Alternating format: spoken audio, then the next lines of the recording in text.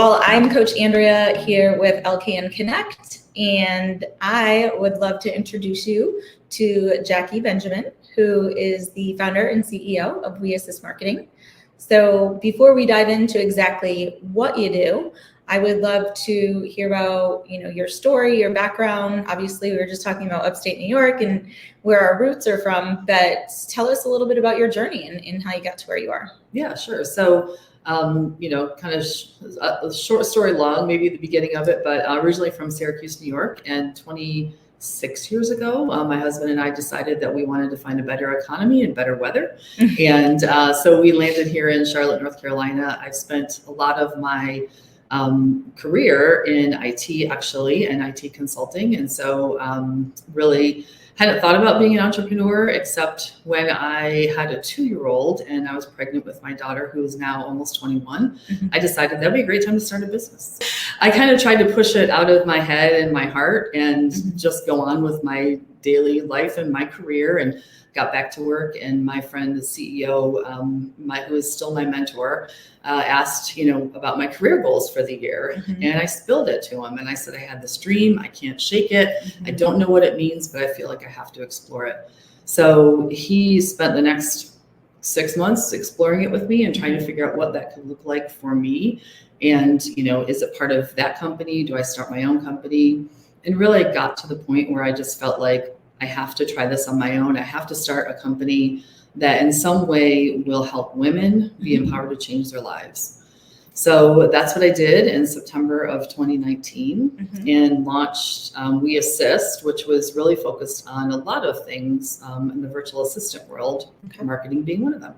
Awesome. So yeah, and then as we really morphed more and more into marketing as COVID hit, and people who really had been ignoring their marketing and their social media because they could be present with people and in places, really kind of started to panic and turned to us for some help, especially with their social media. So that's really where our shift into marketing happened, and we really stopped doing all the VA work and just totally focused on the marketing and focused really specifically on social media and trying to help businesses grow through COVID. And that's kind of where we are now. As I worked with a lot of different businesses, really found that there's some businesses that just need a lot of help in this area. And really with some effective marketing, social media, SEO, websites, you can really make a difference in the home service space. So we had some clients in there. We started getting more and more, and really that's why we ended up niching into doing digital marketing for the home service space. Awesome. Yeah. And it's so important to niche down because, while we want to, I think it's just in our nature to want to help everybody. But once you really focus in on, whether it's helping women in some aspect of their life or like what you're doing with the HVAC and home services, then you can really dive into what they need specifically. It's just, I think that that's a common thing that people are afraid to do is, but we can help everybody. But has it proved to be fruitful for you? Yeah, definitely. So, one of the things that as I decided on my niche and I started talking to people, you're right, you hear it, like you have to niche. It'll be so much easier for people to refer you. And as soon as I started telling people that, okay, we're niching in home services, specifically HVAC, plumbers, remodelers, everybody has an HVAC person, right? Especially in the South, people would say, oh, I know somebody, I'm going to talk to them for you. Oh, I know somebody, I'm going to talk to my heating and cooling person for you. Right. So that was incredible. And the other thing it allowed us to do is become experts in the field. So, we have clients all over the US and even one in Canada. So, just talking through like, okay, what are the differences in the regions, regionally, like we had a client in New Jersey, and so their heating cooling season is different than our heating and cooling season, right? And so even just allowing us to become experts in the niche that we're in, right, really, really helps. It helps us be better at what we do and really help the clients grow even better. So we have so many great networking groups here in Lake Norman that, you could go to something just about every day, multiple times a day, right? And there's so many great groups. So really, once you start getting out there and realizing, first of all, there's enough work for everybody. But second of all, even though people do a lot of similar things, having a niche really sets you apart in that space and it kind of helps, I think, stick in people's minds a little bit more about like what you do. And they might not remember your name exactly, but they might have grabbed your card or looked you up on LinkedIn. And then when that opportunity comes up or somebody asks them or mentions something about it, then they're like, oh, I did meet somebody who does that specifically for HVAC or whatever your niche is. Yeah. Yeah. Now you touched on something, kind of the abundance mentality. You had said, there's many people in maybe your field, my field, but there's so many people in the world, right? So I think we get into that scarcity mindset of, oh, I can't do this because I have so many competitors. So in addition to abundance, which it sounds like you've had that experience, what are some mindset techniques or things that your mentor may have helped you with to become a great business owner? Yeah. So, he's just incredible. But I think one of the big things I learned from him is having grace. He just has grace with everything he does. So that was one of the things that, I feel like taking that into a business setting, which you don't talk about very often, right, is having grace. So whether it's with yourself, with your team, if you have a team, I have a small team, or with your clients, right? We all have bad days. We all make mistakes. Things happen.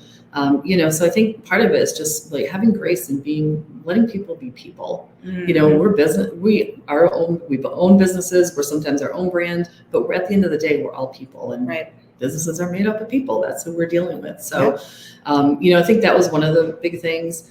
The other thing is really just to stay focused. I think it can be really difficult as an entrepreneur to stay focused on the main thing, whatever that is for you. So your main thing right now might be sales. It might be marketing. It might be delivering the work.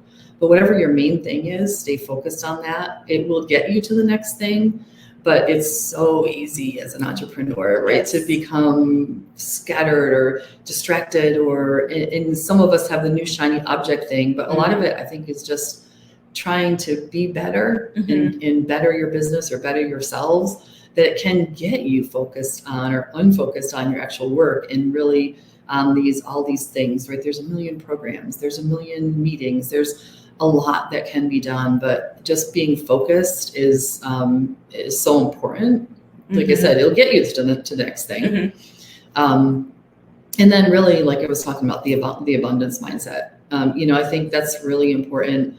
And this is kind of similar, but I just finished reading The Gap and the Gain. Yes, I love that book. Yeah, yes. So good. And so, just thinking about, like, are you in the gap where everything seems like a lack of abundance, and, and you can get to that spiral. Like you're comparing yourself against things that are to come, right? You haven't gotten here. You haven't gotten this goal. You haven't made this goal yet.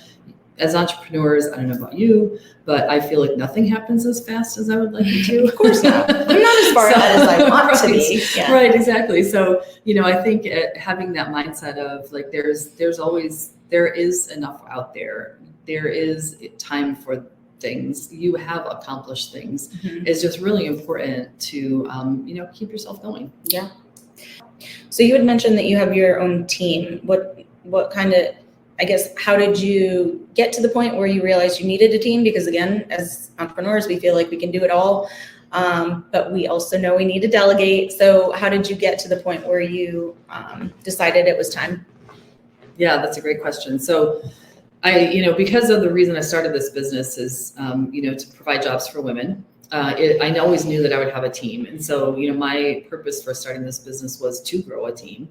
But it's just, that being said, like, that doesn't happen right out the gate, right? So yes, it was me for a while doing all the things. And what really happened was when I tipped that scale towards, I'm spending less and less time on business development and more time on delivering the work, then I knew I needed to get some people, and at least one person. So, bringing that first person on slowly, and then that person started reaching their capacity, and then bringing that second person on, and then looking at those two and figuring out what role do I need next? Do I need another one of those types of people, or do I need something a little different? Which is what I did, is hired somebody a little different and, part-time. So also, these roles started part-time, grew into full-time. And then my third one is the same right now. She's part-time, and that's where she wants to stay. But having a team isn't for everybody. some people don't want to have a team, and Mhm. that's totally fine, and can do the work and manage the work and have the work that they want without a team. Well, thank you so much, Jackie. And we will put in the show notes how to connect with Jackie if you know somebody that is, HVAC or needs help with social media. Please reach out to her and we will be in touch. Thank you so much for having me. All right, awesome. Thanks, Jackie.